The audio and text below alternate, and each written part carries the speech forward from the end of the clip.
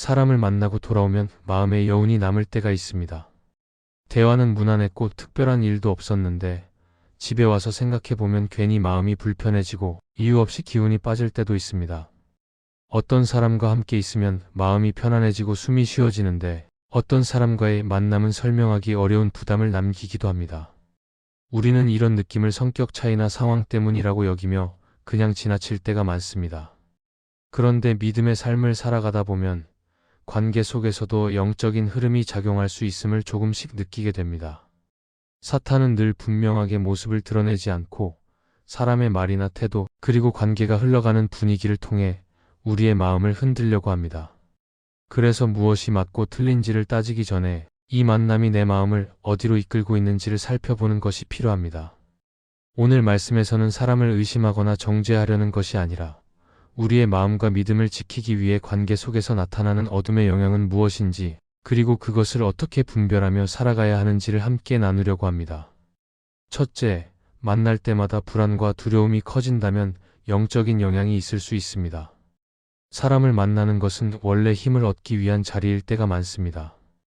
이야기를 나누고 함께 시간을 보내면서 마음이 가벼워지고 다시 살아갈 힘을 얻는 것이 관계의 자연스러운 모습입니다. 그런데 어떤 만남은 그렇지 않을 때가 있습니다. 특별히 다툰 것도 없고 상대가 심한 말을 한 것도 아닌데 만남이 끝나고 나면 마음이 괜히 불안해지고 설명하기 어려운 두려움이 남을 때가 있습니다. 그때 우리는 보통 내가 예민한가 보다, 내가 마음이 약해졌나 보다 하며 스스로를 탓하고 넘어가곤 합니다. 그러나 이런 반복되는 감정은 그냥 흘려보낼 일이 아닐 수 있습니다. 한 번의 기분 변화라면 컨디션의 문제일 수 있지만 만날 때마다 비슷한 불안과 두려움이 쌓여간다면 그 관계가 내 마음에 어떤 영향을 주고 있는지 차분히 살펴볼 필요가 있습니다. 하나님께서 주시는 관계는 우리를 자유롭게 하고 숨을 쉬게 하며 마음의 여백을 남깁니다. 반대로 어둠의 영향이 스며든 관계는 우리를 긴장하게 만들고 괜히 스스로를 움츠러들게 합니다. 사탄은 큰 사건으로 우리를 무너뜨리기보다 작은 감정의 흔들림을 통해 틈을 만듭니다. 그래서 불안이라는 감정을 사용해 우리의 마음을 흔들고 두려움을 통해 생각을 복잡하게 만듭니다. 계속해서 긴장하게 만들고 괜히 말 한마디를 곱씹게 하며 다음 만남을 앞두고 이미 마음이 무거워지게 합니다. 이런 상태가 반복되면 우리는 점점 평안을 잃고 하나님보다 상황과 사람을 더 크게 보게 됩니다. 성경에서 사울 왕을 보면 이 흐름을 분명히 확인할 수 있습니다. 사울은 다윗을 가까이 두고 있었지만 시간이 지날수록 그의 마음은 평안보다 불안으로 가득 차게 됩니다. 다윗이 무언가를 잘못해서가 아니라 사울의 마음 안에서 두려움이 자라났기 때문입니다. 그 두려움은 점점 커져서 시기와 분노로 이어지고 결국 사울의 삶 전체를 무너뜨리는 방향으로 흘러갑니다. 이 장면은 불안이 방치될 때 어떤 결과를 낳는지를 조용히 보여줍니다. 우리의 관계도 비슷합니다. 누군가를 만날 때마다 이유 없이 마음이 불안해지고 내 모습이 작아지는 느낌이 든다면 그 감정을 무시하지 않으셔야 합니다. 하나님께서 주시는 평안은 상황이 좋아서 생기는 감정이 아니라 관계 속에서도 지켜지는 마음의 상태입니다. 그래서 불안이 반복된다면 그 관계가 나를 하나님께 더 가까이 데려가는지 아니면 나를 흔들고 있는지를 점검해 보셔야 합니다. 이때 중요한 것은 상대를 의심하거나 단정하는 태도가 아닙니다. 분별은 상대를 공격하기 위한 도구가 아니라 내 마음을 지키기 위한 지혜입니다. 괜히 불안해지는 자신을 정죄하지 말고 하나님 앞에서 솔직하게 이 감정을 내려놓으셔야 합니다. 그리고 이 관계 안에서 내 마음이 왜 이렇게 반응하는지, 무엇이 나를 두렵게 하는지 차분히 살펴보셔야 합니다. 불안과 두려움은 늘 거짓말을 섞어옵니다.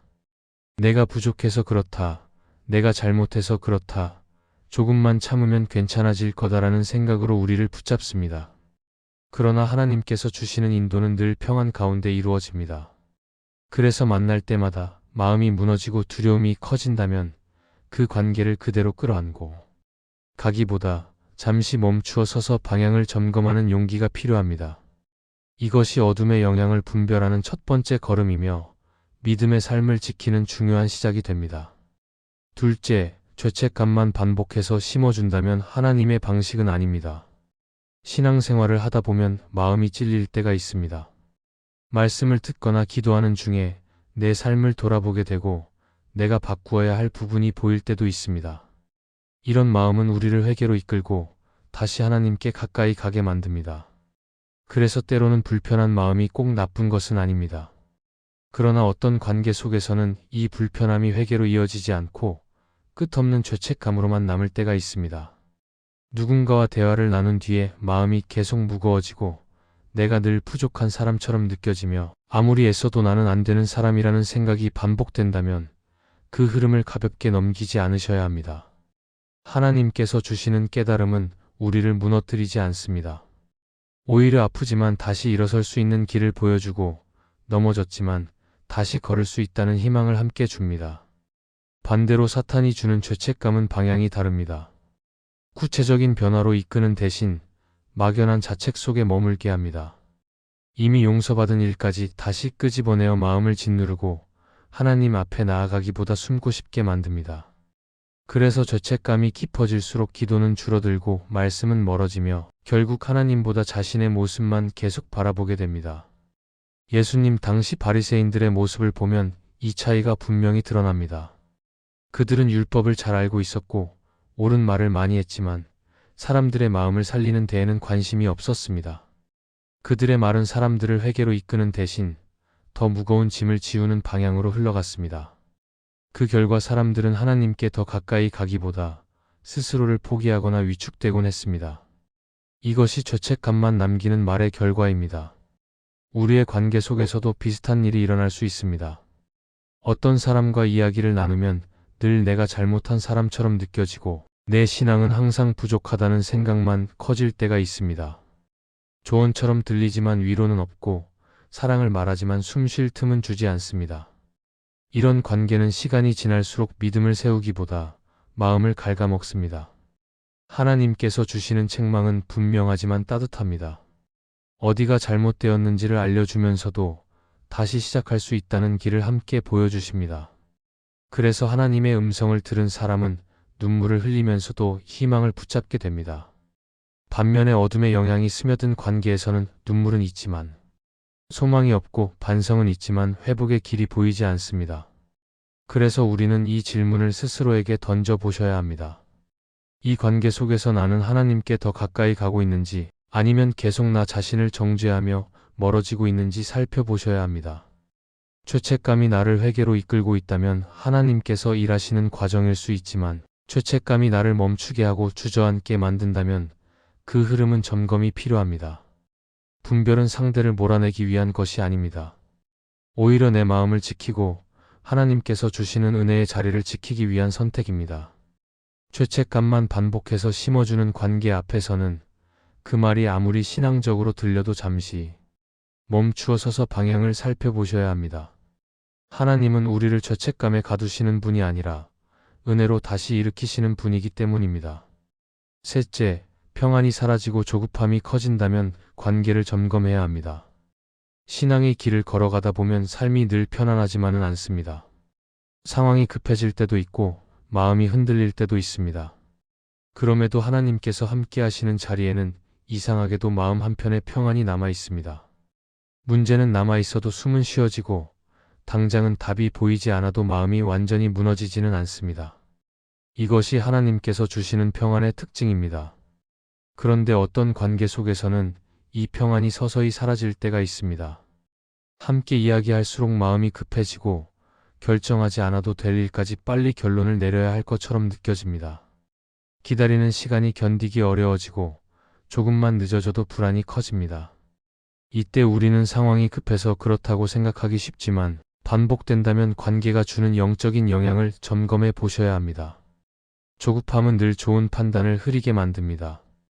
충분히 기도하고 생각할 시간도 주지 않은 채 지금 결정하지 않으면 큰일이 날 것 같은 분위기를 만듭니다.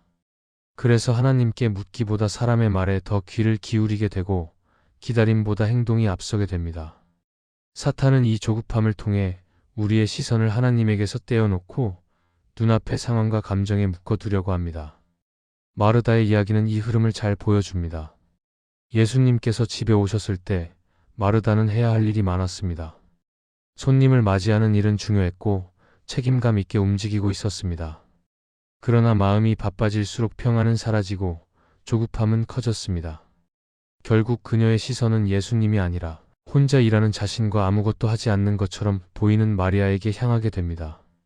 평안이 사라진 자리에는 비교와 원망이 자리를 잡았습니다. 우리의 관계도 이와 비슷합니다.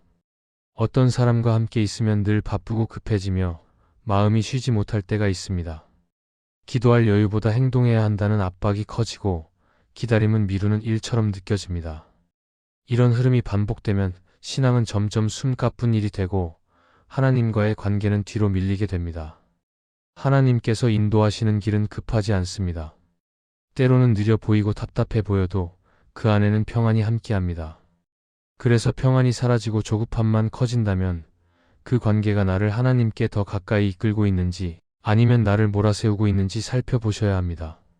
모든 조급함이 나쁜 것은 아니지만 평안을 완전히 빼앗아 가는 조급함은 분별이 필요합니다.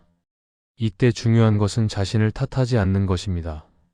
내가 믿음이 약해서 그렇다고 단정할 필요는 없습니다. 오히려 하나님께서는 이 마음의 변화를 통해 관계의 흐름을 다시 보게 하실 수 있습니다. 잠시 속도를 늦추고 이 관계 안에서 내가 하나님을 찾을 수 있는지 아니면 계속 놓치고 있는지를 점검해 보셔야 합니다. 평안이 사라진 자리에 조급함이 자리 잡았다면 그 관계는 한 번쯤 멈추어 서서 바라볼 필요가 있습니다. 분별은 관계를 끊기 위한 결단이 아니라 마음의 속도를 조절하는 지혜입니다. 하나님께서 주시는 평안이 다시 자리 잡도록 관계의 방향을 조용히 점검하는 것, 이것이 어둠의 영향을 분별하는 중요한 과정이 됩니다. 넷째, 가장 중요한 분별은 그 사람을 위해 기도할 수 있는지입니다. 관계를 분별하는 여러 기준이 있지만 그 중에서도 가장 깊이 마음을 비추는 질문은 이것입니다. 그 사람을 생각하며 하나님 앞에 나아갈 수 있는지, 그리고 그 사람을 위해 진심으로 기도할 수 있는지 스스로에게 물어보는 것입니다. 이 질문은 상대를 평가하기 위한 질문이 아니라 내 마음의 상태를 살펴보는 질문입니다. 누군가를 떠올릴 때 자연스럽게 기도가 이어진다면 그 관계는 아직 하나님 앞에 열려 있다고 볼 수 있습니다. 기도 속에서는 판단보다 맡김이 먼저 나오고 분노보다 연약함이 보이기 시작합니다. 완벽하게 이해되지 않아도 하나님께서 그 사람을 어떻게 이끌어 가실지를 기대하게 됩니다. 이런 마음은 관계가 쉽기 때문에 생기는 것이 아니라 하나님께 시선을 두고 있기 때문에 생기는 마음입니다. 반대로 어떤 사람을 생각하면 기도가 막힐 때가 있습니다. 이름을 떠올리는 것만으로도 마음이 불편해지고 기도하려고 하면 말이 이어지지 않습니다. 마음속에는 이해보다 거리 두고 싶은 마음이 앞서고 축복보다 판단이 먼저 올라옵니다.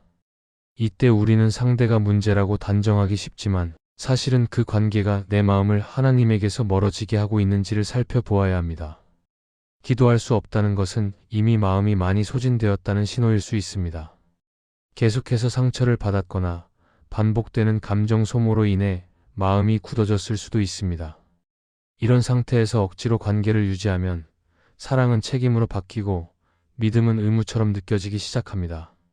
그래서 하나님께서는 때로 기도가 막히는 경험을 통해 관계의 위치를 다시 정리하도록 이끄실 수 있습니다. 팀 켈러는 그의 책 하나님을 기뻐하라에서 이렇게 말합니다. 진정한 변화는 상대를 고치려는 노력에서 시작되지 않고 하나님 앞에서 그 사람을 내려놓는 데서 시작된다. 이 말은 분별의 방향을 분명하게 보여줍니다. 우리는 관계 속에서 상대를 바꾸려 애쓰지만 하나님께서는 먼저 우리의 마음이 어디에 서 있는지를 보십니다. 기도는 관계를 정리하는 가장 안전한 자리입니다. 기도 속에서는 당장 결론을 내리지 않아도 되고 억지로 이해하지 않아도 됩니다. 다만 하나님께 이 관계를 맡기고 내 마음을 솔직하게 드러낼 수 있으면 됩니다. 그런데 그마저도 어려워진다면 지금 이 관계가 내 믿음에 어떤 영향을 주고 있는지를 점검해 보아야 합니다. 중요한 것은 모든 관계를 끊어야 한다는 뜻이 아니라는 점입니다. 기도가 막힐 때는 잠시 거리를 두고 하나님 앞에서 마음을 회복하는 시간이 필요할 수 있습니다. 관계를 붙잡는 것보다 믿음을 지키는 것이 먼저이기 때문입니다. 하나님은 우리가 무너진 마음으로 억지 관계를 이어가기를 원하지 않으십니다. 그래서 가장 중요한 분별은 이것입니다. 그 사람을 떠올릴 때 하나님 앞에 함께 올려놓을 수 있는지 아니면 계속 마음속에서만 씨름하고 있는지 살펴보아야 합니다. 기도할 수 있는 관계는 아직 소망이 남아있는 관계이고, 기도가 막힌 관계는 방향을 다시 정리해야 할 시점일 수 있습니다. 이 분별은 관계를 끝내기 위한 결단이 아니라 믿음을 지키기 위한 지혜이며, 하나님 앞에서 내 마음을 다시 바로 세우는 중요한 기준이 됩니다. 이 말씀이 마음의 은혜가 되셨다면 좋아요와 구독으로 함께 해주세요. 그리고 댓글에 아멘이라고 남겨주시면 하나님의 은혜가 더 많은 사람들에게 전해질 것입니다. 여러분의 삶 위에 하나님의 은혜가 언제나 함께 하시기를 바랍니다.